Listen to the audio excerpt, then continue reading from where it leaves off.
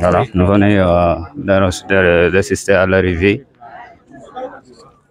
de Cheikh Tidiane Dièye, candidat à l'élection présidentielle qui vote à l'école lieutenant Aline Badara Diallo.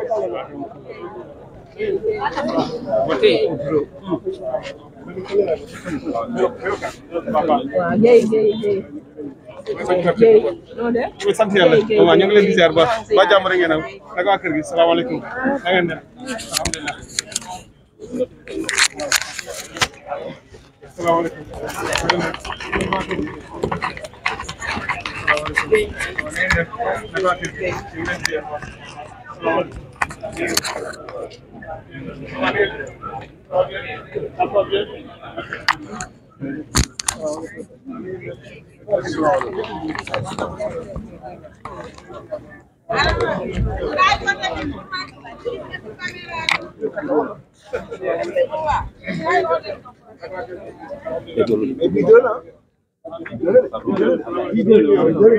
Vive docteur Cheikh Tidiane Dièye. Alors, le docteur Cheikh Tidiane Dièye, candidat à l'élection présidentielle. Vive docteur Cheikh Tidiane Dièye.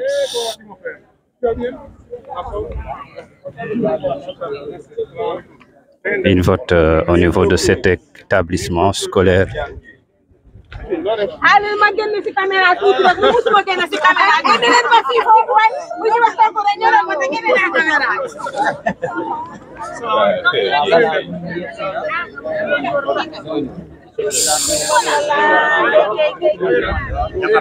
Il va voter au niveau du bureau numéro 4.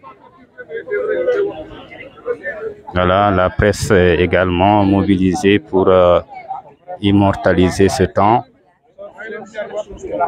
Cheikh Tidiane Dièye, candidat à l'élection présidentielle. Ses impressions concernant le 24 mars concernant la présidentielle directeur.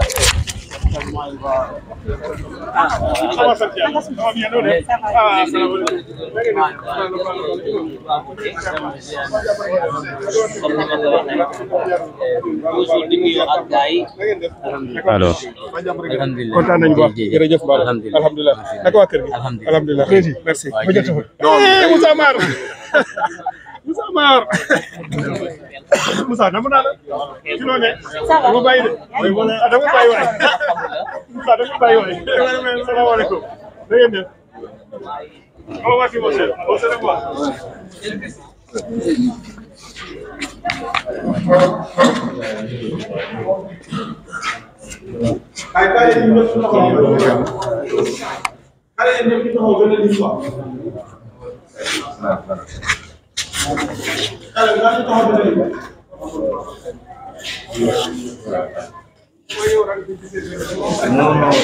alors Cheikh Tidiane Dièye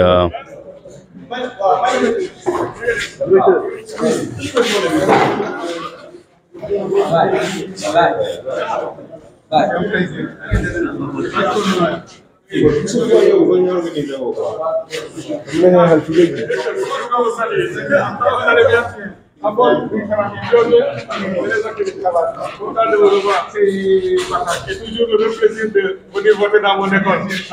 Sous mes banquiers. Sous mes banquiers. Bon, c'est bientôt le temps de l'école. C'est bon, merci. Ça va bien? Bonjour. Ça va bien? Ça va, alhamdulillah. Pour la vérification. Vous allez bien?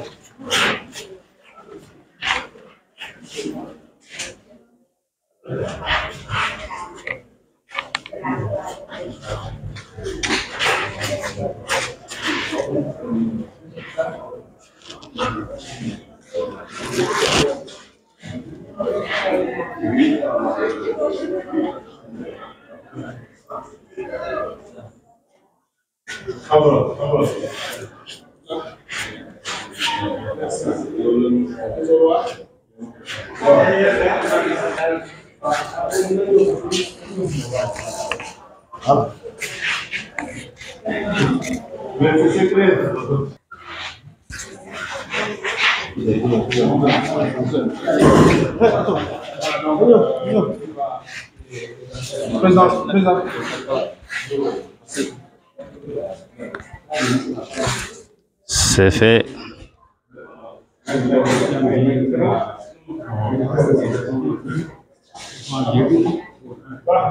C'est bon, présent.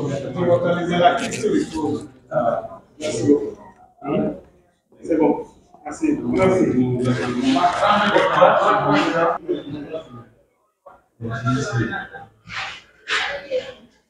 J'espère que vous allez pas tomber. Bon. Voilà, ok. On est prêt. Voilà, Président, votre réaction après avoir rempli votre assiette. Oui, simplement rendre grâce à Dieu, Allah subhanahu wa ta'ala, de nous avoir donné l'occasion de vivre ce jour historique, historique pour moi-même, mais historique aussi pour le peuple sénégalais. C'est un jour important dans nos vies. Je voudrais le remercier du fond du cœur. Je suis revenu ici dans mon école d'enfance, dans mon quartier d'enfance, l'école lieutenant Alioune Badara Diallo, en face du camp militaire de Ziguinchor, où j'ai fait mes humanités, l'école qui m'a formé et forgé. Si j'en arrive à être candidat à une présidentielle dans mon pays, c'est grâce à cette école et à tous ceux et celles qui ont partagé ma vie dans ce quartier. Je voudrais les remercier et les féliciter. Je voudrais remercier et féliciter le peuple sénégalais qui nous a permis aussi de vivre ce jour. En dehors d'Allah, c'est grâce à la détermination du peuple sénégalais, à sa volonté, à son courage, à sa résilience que nous avons aujourd'hui l'occasion de voter. Ce n'était pas évident. Tout a été fait ces dernières années pour que ce moment n'ait pas lieu. Tout a été fait pour que nous n'ayons pas la possibilité d'être des candidats et de voter pour le projet auquel nous croyons.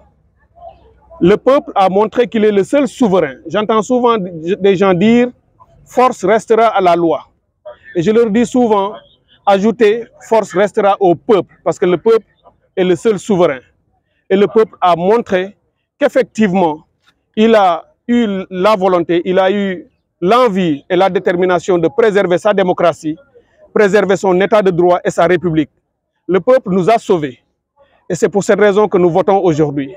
Et ce jour n'est pas seulement un jour d'élection au plan politique. C'est un jour de mutation sociétale. Le peuple sénégalais a décidé que notre société va changer.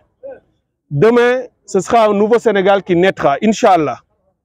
Un Sénégal de paix et de justice, un Sénégal de prospérité, un Sénégal de fraternité, un Sénégal de cohésion. Notre peuple a été divisé ces dernières années. Nous avons vécu des traumatismes, beaucoup de tensions, beaucoup d'angoisse. Nous avons perdu beaucoup des nôtres qui ont laissé la vie. Beaucoup ont été mutilés à vie, ont perdu des membres. Beaucoup ont perdu leur travail. Des familles ont été disloquées. Cette division a été douloureusement vécue par le peuple sénégalais. Des milliers de jeunes ont été emprisonnés. Beaucoup ont quitté le pays pour aller à l'exil. Cela doit cesser et cela cessera, Inch'Allah.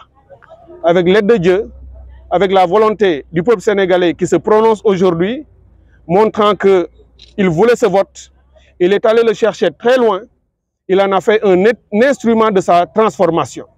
Dans d'autres pays, quand des moments de mutation et de transformation arrivent, les gens se battent. Il y a des tensions et peut-être des guerres. Ici, nous avons choisi le modèle démocratique. Il a été perturbé ces derniers temps pour des raisons que nous connaissons, et le peuple a été déterminé pour dire c'est par la démocratie que je veux amener le changement, pas par la confrontation. Nous avons donc réussi à le faire et alhamdoulillahi rabbil alamin, je voudrais que le reste de la journée se passe dans la paix. Nous sommes confiants, absolument confiants de notre victoire. Nous sommes confiants que notre candidat, le candidat que j'ai choisi, vous en savez les raisons, Bassirou Diomaye Diakhar Faye, remportera une belle victoire, sans bavure, Inch'Allah, sans contestation possible, sans aucune contestation possible, parce que la victoire sera massive, Inch'Allah. Et demain, nous tournerons la page de plus de 60 ans de gouvernance catastrophique. Nous ouvrirons la porte de l'avenir, et pour moi, aucun sacrifice n'est de trop. Certains m'ont dit, si tu renonces et appelé à voter pour un autre candidat, personne ne votera pour toi et tu auras des zéros partout.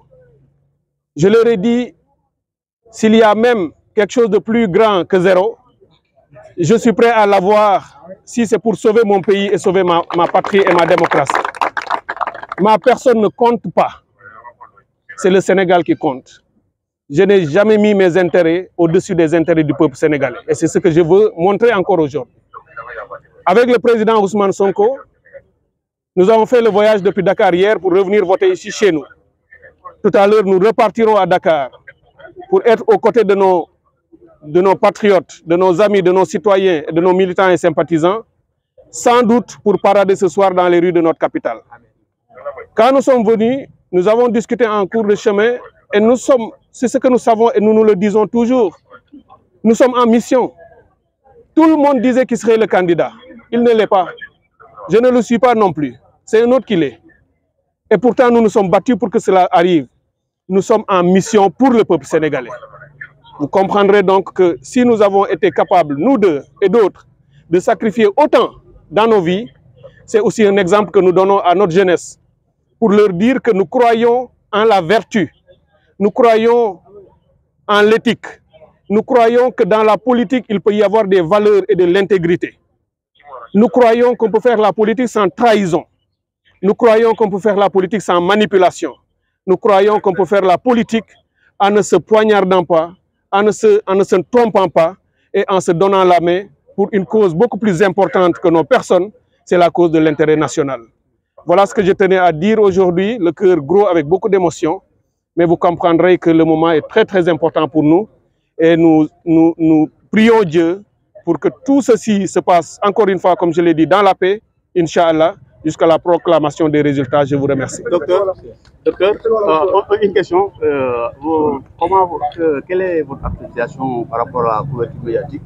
On n'a pas eu le temps de le faire. La RTS vous a suivi un peu partout. Quelle est l'appréciation dans l'ensemble? Écoutez, je vous remercie de me poser cette question. Cela me donne l'occasion de vous remercier. Je voudrais remercier l'équipe de la RTS qui m'a suivi. C'est vous-même. Tout au long de ces 12 derniers jours, vous avez vu ce que nous avons souffert partout dans le pays et vous l'avez souffert avec nous. Nous avons parcouru le Sénégal de long en large, partout, dans des conditions souvent difficiles, mais avec le sentiment de réaliser quelque chose d'important pour notre pays. Donc, nous n'avons vraiment pas senti la fatigue parce que nous étions en mission comme des soldats envoyés pour défendre leur patrie. Vous avez fait un travail remarquable, nuit et jour. Vous avez été très patient. Quelquefois, nos conditions de travail, nous changions d'avis souvent sur certaines choses, mais vous avez été très flexible et je voudrais vous féliciter et vous remercier, vous, l'équipe de la RTS qui m'a suivi en tant que candidat.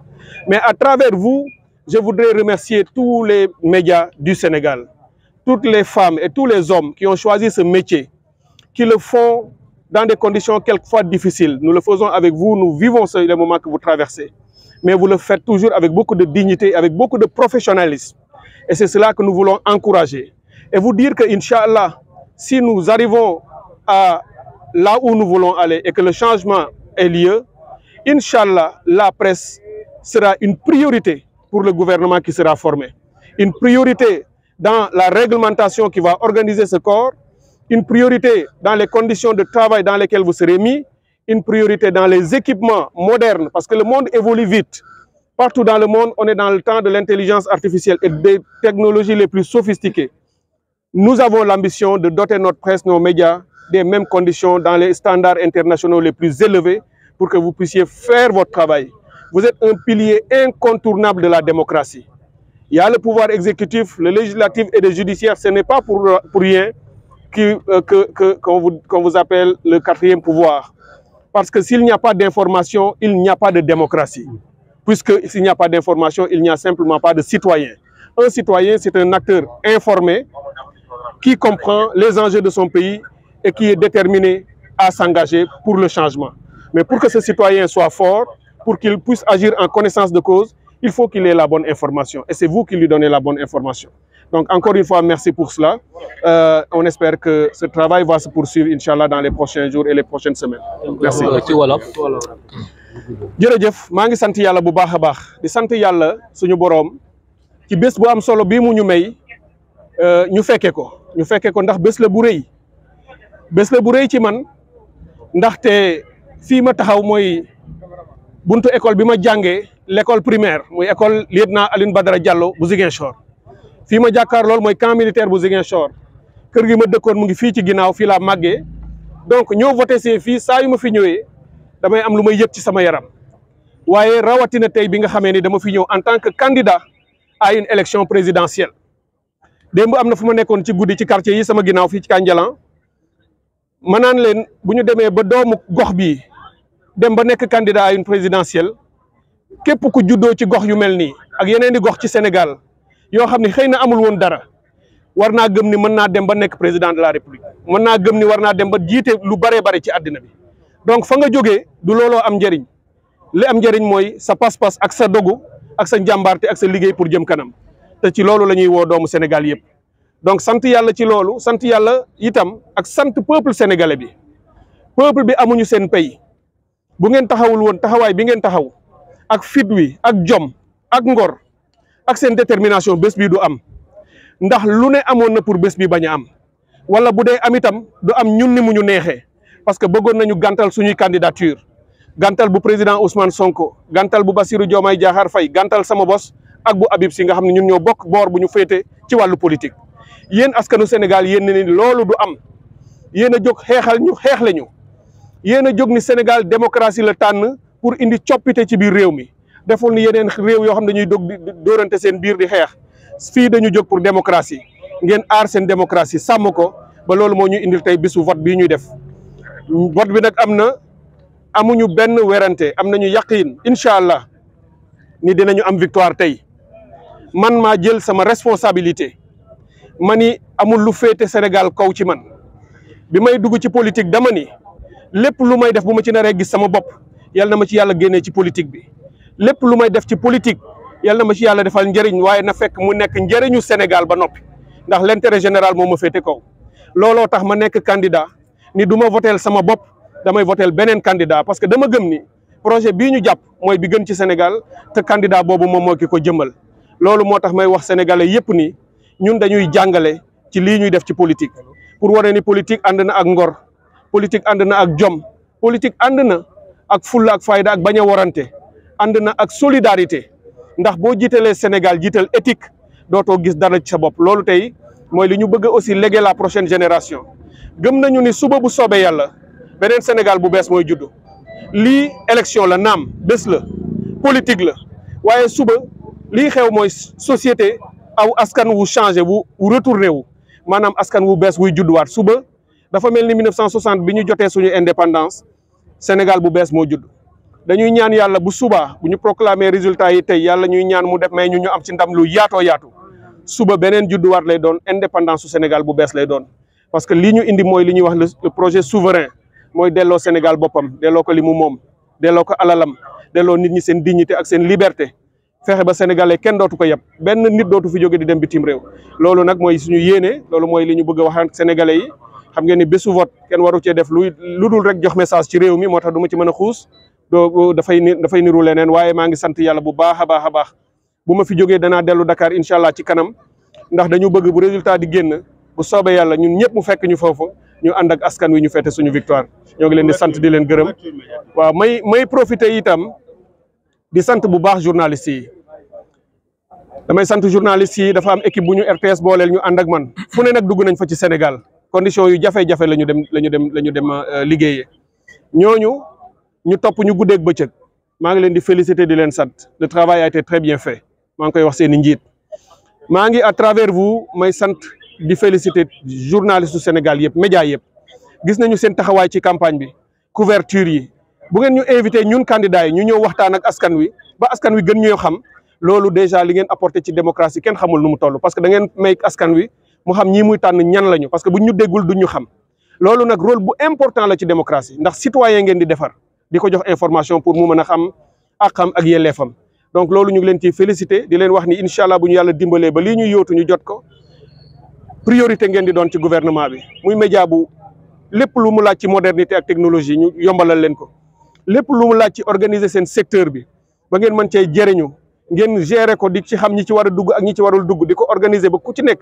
la nga mën ta jàng ko xam ko mën cee tedd yàlla defal la ko waaye li mu laaj ci technique aussi fépp fu mu nekk ci àddina bi ba ngeen tolloog réew yu mag yi ci démocratie ak média loolu itam dinañ leen yombal di leen ko defal kon nag may daaneel rek vraiment di gërëm ñëpp bépp sénégalais tey bu góor ak bu jigéen maa ngi lay sant di la gërëm maa ngi gërëm équipe yi nga xam ne ñoo àndoon ak man ci campagne bi yëpp ñi nga xam ne ñoo sës ci man bokk ci sama plateforme muy waa Avenir Sénégal bi ñu bëgg bàyyiwuma kenn rawatina ñii nekk fii ci Ziguinchor maa ngi gërëm waa coalition bi nga xam ne moom la ñu bokk muy coalition Diomaye président bàyyiwuma kenn maa ngi gërëm askan wi yëpp ak suñuy alliés yëpp maa ngi gërëm di féliciter encore